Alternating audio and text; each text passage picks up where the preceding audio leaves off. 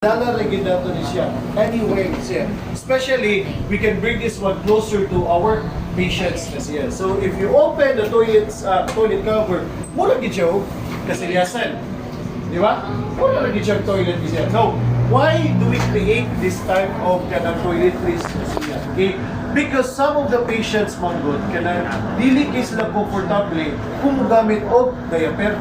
For kag diaper niya, kanang patient is conscious pa kayo. I don't think that patient is really comfortable na using or makalibang using the diaper. I'll give you one example. Inside diri ang i-underwent ng surgery like CS. Okay, the diaper mo okay. Kaya comfortable ba mo manghihit sa diaper? Dili. Okay, so ihunana po si patient. Okay, there are some patients who are not really comfortable or even that bedpan na siya. So how can we solve these things na siya? So if your patient can still walk and stand up na siya, then we will create a portable toilet na siya. And that is what we call commode na siya. Gets in you? Next one is, what if your patient can no longer stand up, but still wants to experience ang mura niya po siya nasa toilet na siya. So natay bedpan. Ato po nang i-offer the patient. Okay? But if your patient is already bedridden na siya, okay, di na gid ka control siya pag-ihi o paglibang na siya, then wala kita lang choice, the last option will be diaper na siya. Okay, Chuck, dapat ay chair na. Dito ka, Chuck. First procedure that we will be demonstrating is how to assist the patient in using the commode na siya, especially transferring the patient from bed to commode na siya. Gets in you? So, on the procedure that I said to you sa GC na siya, na first page sa assisting patient in using the commode, and na po na siya yung second page na siya. Okay? Check, ipa ko patient. Ay, bago. Ayaw na ako, tiba-tiba na. Ay, ayaw.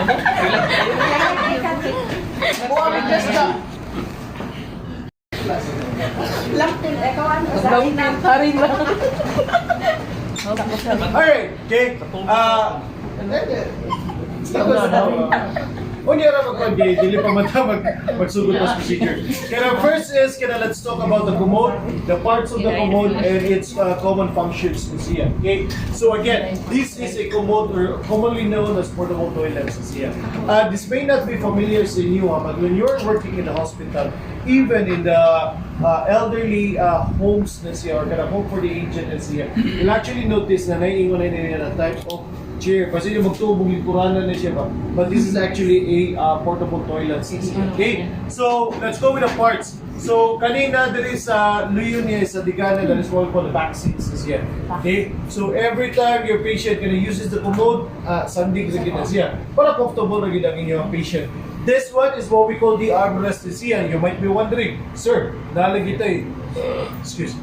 Nalagi armrest, sir. Okay, why do we put armrest? Mode na siya. Now, when we go to the toilet, what man armrest na siya. Okay, this is actually for safety na siya. Especially if your patient is independently using the commode. When we say independently, siya lang. So once the patient starts to sit down, mangita magina siya ka tukuhan.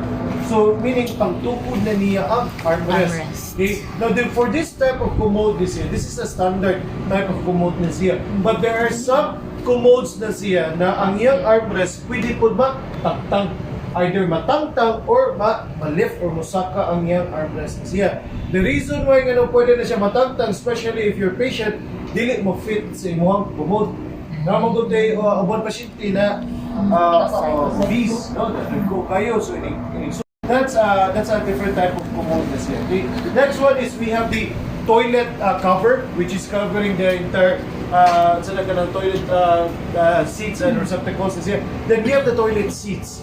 Okay? So if you notice, mura na yun siya o kasilyasan. Di ba? Okay? So mura na yun siya kasilyasan. Now, for the toilet seats na siya, patients will be given an options na siya. Either natin ibutang yan sa toilet seats. For example, women, mahilig kayo mga babae magbutang ng mga tissues sa toilet na seats. Dilo, dili. Okay, especially if kung gamit mo public toilets na siya. Tangan nila ninyo, kaya abot lang, so rason ninyo inyo. Lahi ko na mulipod. Ha? Lahi ang mulipod. Kami lagi kayo. Magbarong na ko, sir! Hindi, kung malibang kayo siya. Ay, wala ka may care. Ako nagkatong ginamulbot ko. Rushes day. Rushes. Social media.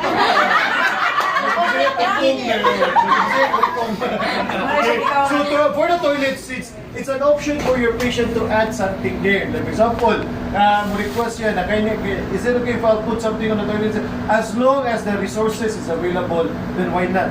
But if iyang request is more impossible kayo, then of course, ato giging si patient na wala tahanan ng mga kuwan kaya yung i-request siya. But usually, ang i-request yun ni patient is magbutang rin ng tissues. Ano siya, especially if this type of commode is used by different types of patients. Dili siya personal na commode na siya. Okay? So if you left the toilet seats na niya, na siya this is what we call commode receptacle na siya. So this is where your urine and also your, what we call this, your feces or your stool drops na siya. So ari magtapok ang inyong mga tayo ihip siya. Okay? Now when you are working in the hospitals na siya, there are actually two options in preparing the commode receptacles na siya. Either you put water there or without water na siya. Okay? Most of the time, butangan din na tubig ang atong commode receptacles na siya. This is to prevent na ang odor mo, or call this, Alis ko? ano, Bisaya? Alis nga. Bisaya na, okay? So, putting water there, it really prevents mo spread of odor and niya. Okay, now, there are orders coming from the doctor na siya.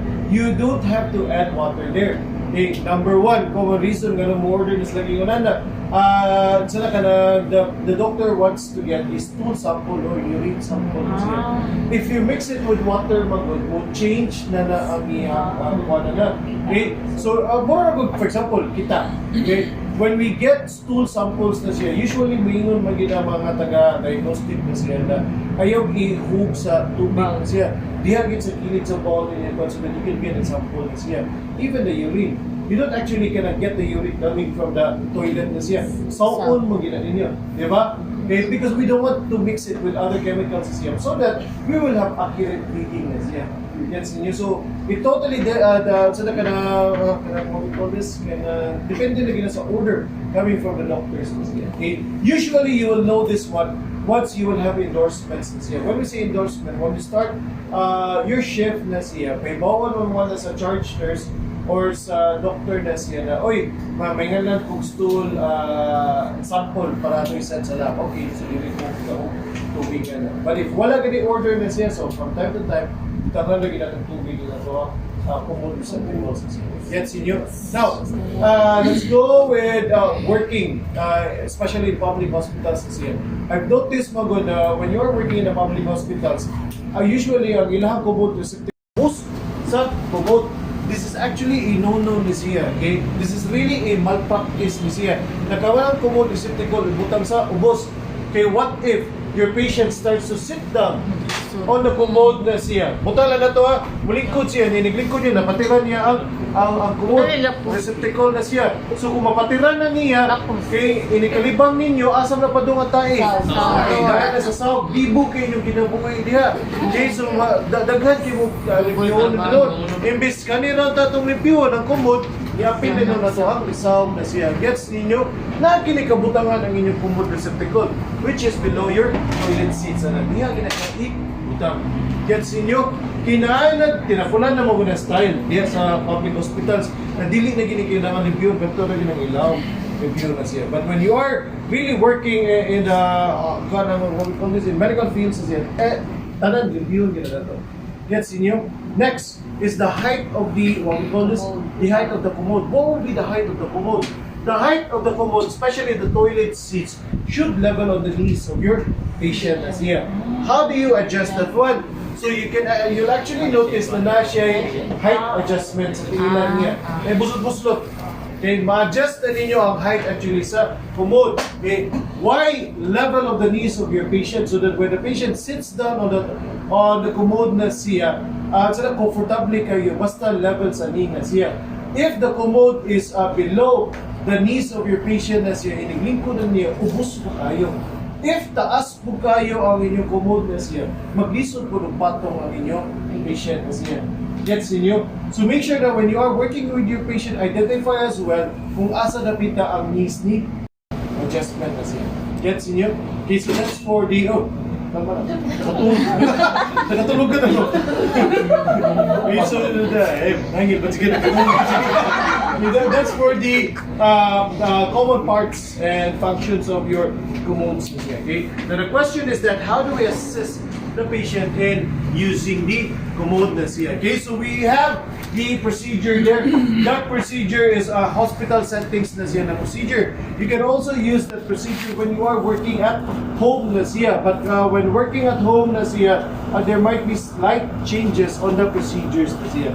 Gets inyo? Okay, so again, that one na nasa inyo GC's karon is hospital settings na siya na procedure. Okay, so let's start. Number one is Approach the patient and introduce okay, yourself. so the first procedure is you have to enter the room of your patient, approach and introduce yourself. That's it, okay? So when you enter the room, knock on the door, okay? Then approach to your patient, that's it. Then you have to introduce yourself, okay? So good morning, good evening, sir. My name is Prince. I am your care. Alright, so that's that's good to hear, Nasia. Okay, now, why do we need to introduce ourselves, Kenny? Para makahibaw siya sa Okay, to remind the patient who we are, Nasia. Para makibawag na kung kinsa ginag Nasia ito ba nga, kung sa po yan ito ang position sa niya, role sa hospital settings, Nasia. In reality, Manggod, you have to remember this one, okay? Nihit or less na kayo makita o ka ng mga medical workers siya, especially nurses, na mag-introduce din silang selves every time they enter the room. Okay? They go na sila mag-greet, then put it down. Okay? So there's no longer proper etiquette na siya. When you are working abroad na siya, proper etiquette should be observed din na siya or should be followed din na siya. So every time you enter the room, approach as a new patient and introduce your yeah. Yeah, especially if you have an elderly client. Some elderly clients, especially na nasa like problema sa pamaisip, that includes Alzheimer, dementia. Makalimot pa sa nasa kinsa ka,